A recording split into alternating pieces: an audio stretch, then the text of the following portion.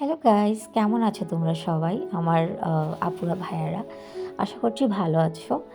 এটা হচ্ছে আজকে নতুন একটা ব্লগ ভিডিও নিয়ে তোমাদের সামনে হাজির হয়ে গেলাম। এই ভিডিওটা হচ্ছে আমার বাবার বাড়ির। আমার বাবার বাড়িতে ছিলাম যখন, তখনকার ভিডিও। কিন্তু তখন আমার আর ভিডিওগুলো আপলোড করা হয় নাই। তো এখন মোবাইল যখন স্ক্রলিং করতেছিলাম তো ভিডিওগুলো সামনে আসছিল।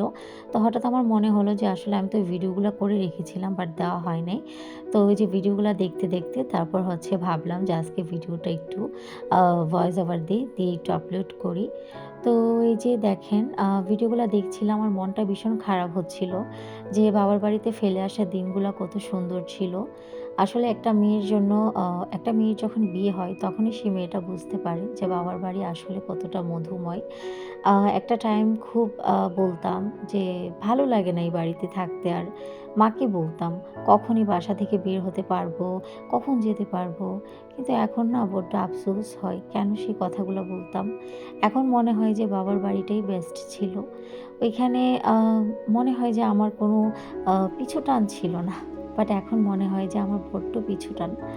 তো এই যে তারপর হচ্ছে সবকিছু আম্মু এখানে রান্নাবান্না করছিল। তো আমি এখানে আমার বিকেলে আমার কিছু কাজিনরা আসছিল। তাদের জন্য আমি কিছু খাবার-দাবার বানিয়েছিলাম। এই সবগুলা খাবার আমি নিজে বানিয়েছিলাম কিন্তু। তারপর হচ্ছে পরের দিন আম্মু বাজার থেকে মাছ-টাছ বাজার মুরগি এগুলা করে নিয়ে আসছিল সবজি-টবজি। তো এগুলো আম্মু এখানে গুছাচ্ছিল। আমাদের বাসার খালার মেয়েটার শরীর বড্ড অসুস্থ ছিল। যার কারণে খালা আসতে পারে নাই। তো এখানে আম্মু কাজ করতেছিল। আর এখানে আমাকে দিয়েছিল আ মালটা আর পেয়ারা কাটার জন্য। তো আমি আমার ভাইকে রেফার করেছিলাম। কিন্তু সে দেখেন হাফ কেটে চলে গেছে কোথায় যেন। তো এই যে তারপর হচ্ছে নার্গিস আসলো। নার্গিস এসে এই নারিকেলটার মধ্যে দেখে কি মাশাআল্লাহ কি সুন্দর ফুল হইছে। তো অনেকদিন পর নারিকেলের এমন ফুল খেয়েছি। তারপর হচ্ছে বিকেলবেলা আপুর বাসায় চলে গেছি। আমার বোনের মেয়েটার জন্মদিন ছিল।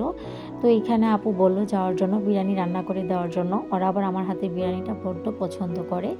তো এখানে আমি সব মসলা দিয়ে মেরিনেট করে দিলাম। তো নার্গিস ওখানে নাড়াচ্ছিল। তারপর সুন্দর একটা গরম, গরম চা খেয়ে চলে গেছি আমার বোনের মেয়ের জন্য গিফট কিনতে। তো আমার বোনের মেয়ের জন্য গিফট কিনতে যাওয়ার টাইমে রাস্তায় দেখলাম সেদিন আবার বৃহস্পতিবার ছিল। তো এখানে মেলা বসেছে। বৃহস্পতিবার এই পিঠেগুলি পাওয়া যায় ভীষণ, ভীষণ মজা হয়। আমার তো এখনও ইচ্ছে করছে আমি আবার গিয়ে পিঠেগুলো খাই। তো এখানে আমার ভাইকে নিয়ে আবার ডিম খাচ্ছিলাম। বাট আমার ভালো লাগতেছিল না। মসলাদার ছিল অনেক। তার জন্য আমি আমার ভাইকে বললাম, "তুই খা, আমি খাবো না।" তারপর হচ্ছে এই যে বাসায় এসে দেখি আমার বড় ভাইটা ও কেক-টেক নিয়ে আসছে আমার ভাগ্নির জন্য। বাসার মধ্যে করা হয়েছে খুব নরমালি মানে বাচ্চাদের জন্য আয়োজন করা আরকি। তারপর হচ্ছে ওইখান থেকে বার্থডে খেয়ে এসে এবার বাসায় এই যে দেখেন আমার ভাইগুলা পুরি খাচ্ছে ভেজে এত রাতে। আসলে আমার বাবার বাড়িতে না মানে খাবার-দাবার ওরা নন-স্টপ সারাক্ষণই খেতে থাকে। কিছুক্ষণ পরপরই খাবার-দাবার আয়োজন চলে। যার জন্য আমি না ভীষণ মিস করি যখন আমার শ্বশুরবাড়িতে এসে পড়ি। মানে আমার ভাইদের সাথে রাতের বেলা বসে, বসে এই খাওয়া, বানানো, রান্না করা এগুলো আমি বড্ড মিস করি।